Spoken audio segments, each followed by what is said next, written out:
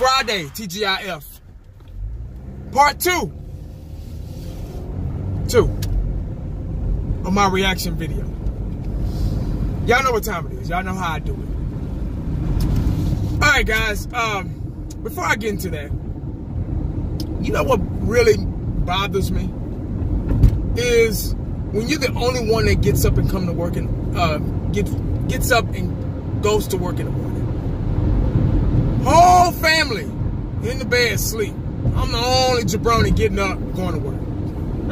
Boy, I tell you, even though it was just for a couple of hours, you know, it's about 12 o'clock here, so it wasn't a big deal. But it's just a principle. It's just a principle thing. It's principalities in this, man.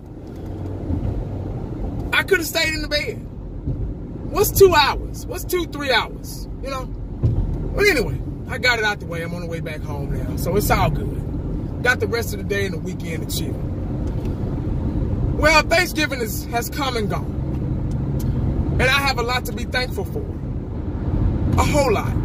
This year it was held at my house, me and my wife and I, at our house, at our brand new home. And I'm thankful for that. I was thankful for us being able to host it and to get things together. And we had some family members over, and they brought some things to kind of round out the menu. It was good, man. Everything was delicious. My wife is a superwoman in the kitchen. So I have a beautiful wife, a superwoman in the kitchen, an educated woman, a beautiful brand new home, 2 beautiful kids, beautiful family members. Can't ask for anything better than that, man. It's just a blessing. I'm thankful for all of that. My mom passed away 2 years ago. I would have loved for her to be a part of the festivities yesterday, but she was in my heart. She was there. Physically she wasn't there, but she was there. But it still would have been good to have her, you know. And she will always be missed. That's something I will never get over. Thanks for the soldiers overseas fighting for our country, allowing us to get together, to be peaceful on these holidays. I thank you for traveling grace, for health and strength, just for God blessing us to be in this position to do the things that we do. It could be a lot worse, but I'm very, very thankful. And I hope you guys had a beautiful and wonderful Thanksgiving, just as much as I did. But anyway, guys, I want to go ahead and do my part 2 of my reaction. Now, first half, I was, we scored that first, Zeke scored that first touchdown. We came out guns blazing. And Zeke scored, and I was like, okay, we're about to run the scoreboard up. Then after that, we kind of got, what I always say, vanilla. Offense didn't show up. Defense was so conservative, and they were easily getting up the field. But I guess we were doing something right because we only held them to 7 points. I believe I said this last night. We only held them to 7 points in the first half, so I guess we were doing okay. But I'm a perfectionist, man, and I'm kind of like a coach, and I really nitpick, and I really see things a lot of people don't see. And there were a lot of things that we shoulda, coulda, woulda done better. I don't like to do shoulda, coulda, wouldas, but I have to, because there are better teams on down the road that are going to spot what I spot. And they're going to take advantage of this, you know. I had one guy to come and say, well, if you pay attention, that's our strategy. Our strategy is to not play good in the first half and come back in the second half. And, you know, it's always one jabroni that got to try to make you look bad, but whatever. So, okay, if that's our strategy. We got the Saints next week, and they're not going to really too much, that's not going to set well with them. I'm telling you, they're going to kick our ass if we go on that strategy. My thing is to come out guns blazing, put them to sleep early so you can relax. Not really relax, but you can have time to kind of put the foot off the gas at the end. We got to learn to blow teams out. We gotta learn to do that. But I'm gonna get to that. I'm gonna get to that later in the video. I was on my toes. First half should have been better, but it wasn't. So I can't go back, you know, over spilt milk, you know. We came out second half. It was still kind of vanilla, but they got in the rhythm. If it wasn't for Amari Cooper, like seriously, guys, Amari Cooper is, I'm not going to say I was wrong, but I was a little iffy about the trade. Seriously. Because y'all know how I am about first round picks. Because I'm telling you, when that first round pick comes around, this season coming up, we're going to be sitting still. Everybody's going to be making moves. And we're going to be sitting still. We're going to be like, fuck.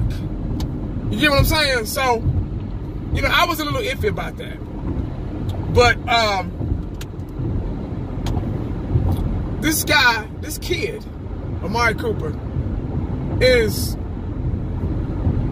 like having a first round pick. Like seriously, he was our first round pick. Technically, he's the same age as Calvin Ridley. I think they're 23 going on 24. And Amari Cooper's 24. So it's like having a rookie with a couple of years of experience under his belt. So this guy is amazing.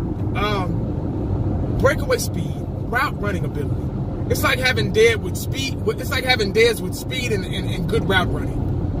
There's a difference between route running and a power possession receiver. And Amari Cooper is showing that. I had one comment. This lady said, imagine if we had Romo at quarterback.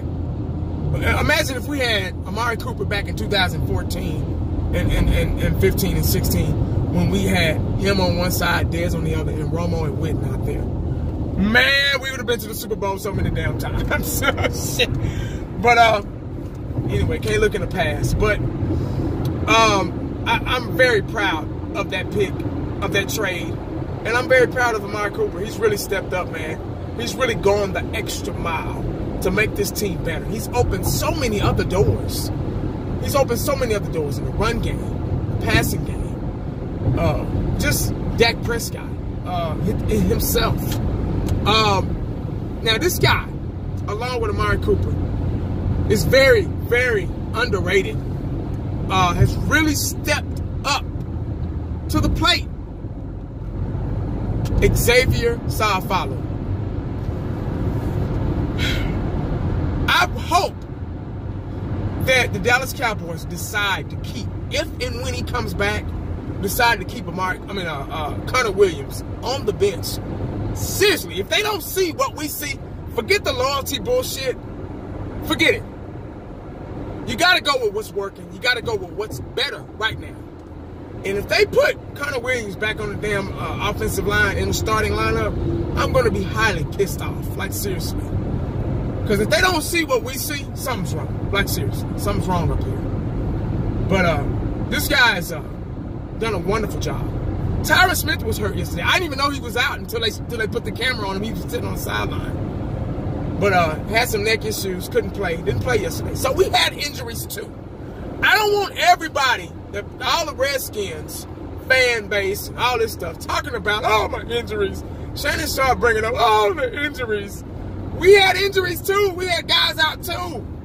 You get what I'm saying? Go down the list and how many guys we had out. Sean Lee was out. Tyron Smith was out. Connor Williams was out.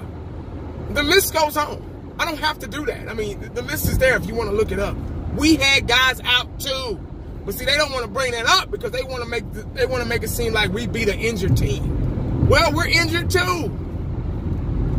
And then you got the penalties. Oh, God, we run the penalties. The helmet to helmet. And then we would have won the game.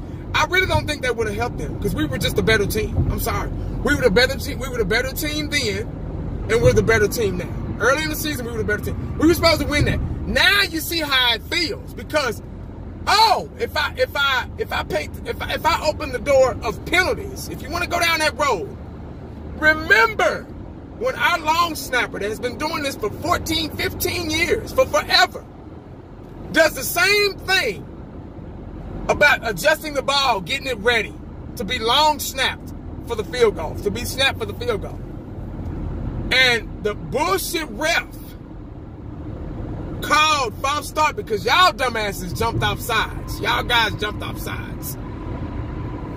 Our long snapper has been doing the same thing for 14, 15 years, getting the ball, adjusting the ball ready before the kicker and the holder is even in the ready position. And they called a flag. They threw a flag called false start. So now y'all see how it feels. Y'all get a dose of that medicine that we got when you played us earlier this season. And also when we played the Eagles last week, and not one penalty was against the Eagles. So y'all not the only ones. There were some bad calls out there. I admit. I saw the helmet to helmet. I saw the holding. They replayed it. I saw all that. But it ain't my fault they didn't call it. I'm not out there playing. I'm not in black and white stripes. I'm not a zebra. I'm not a ref.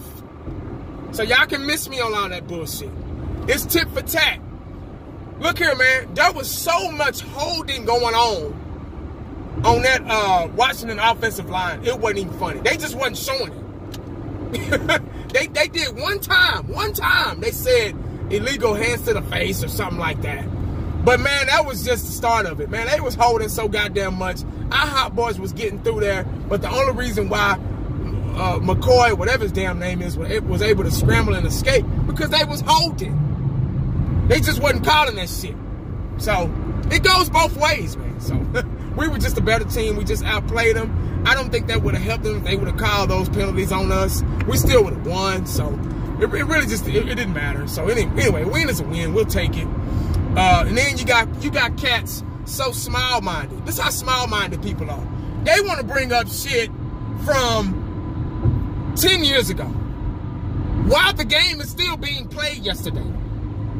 They want to bring up, oh, remember when Randy Moss beat y'all? The game is still playing. What are you talking about? Where are we going with this? Like, they want to bring up last year, the year before, remember what happened to the Cowboys? That's how you know cats be just hating and jealous and salty. Just take your ass whooping like a man, dog. When my Cowboys are losing and they get their asses whooped, I'm getting on them.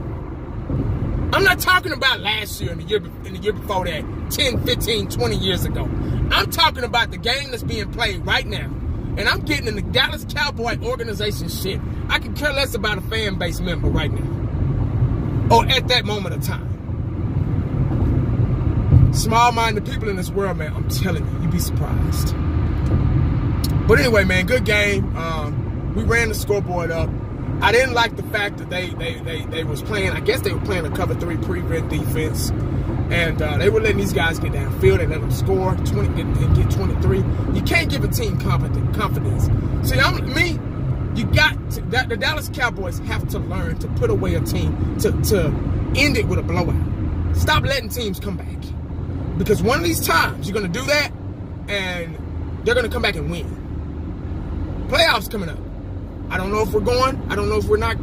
We could be going. We could not be going. But playoffs is a whole different ballgame. You can't come to the playoffs with that shit. You can't do that shit. All that playing conservative and all that shit.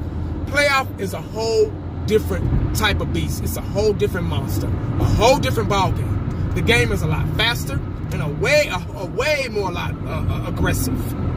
People trying to put you to sleep early so they can get on for next week.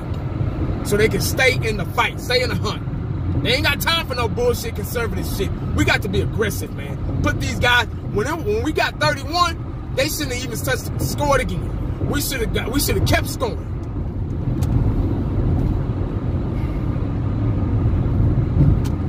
But anyway, guys, that's pretty much it, man. I mean, we won the game. I'm thankful for the win. It could have been worse. We could have not won.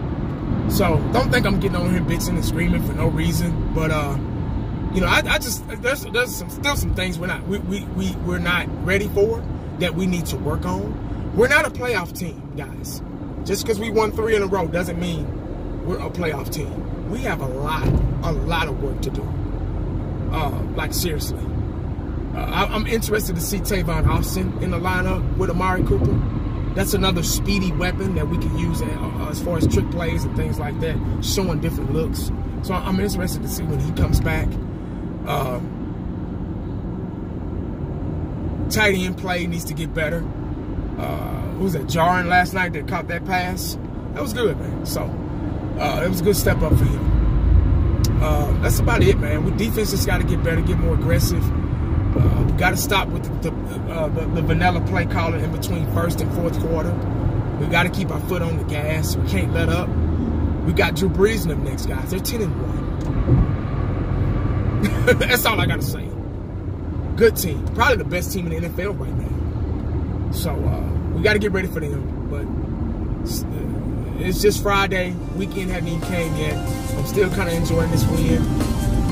We got our game out of the way so I can relax this Sunday. Thank God. Anyway, guys, that's all I got, man. Make sure you stay cowboyed up and prayed up because you never know what the day is going to bring you. Holla back at your boy. I'm out.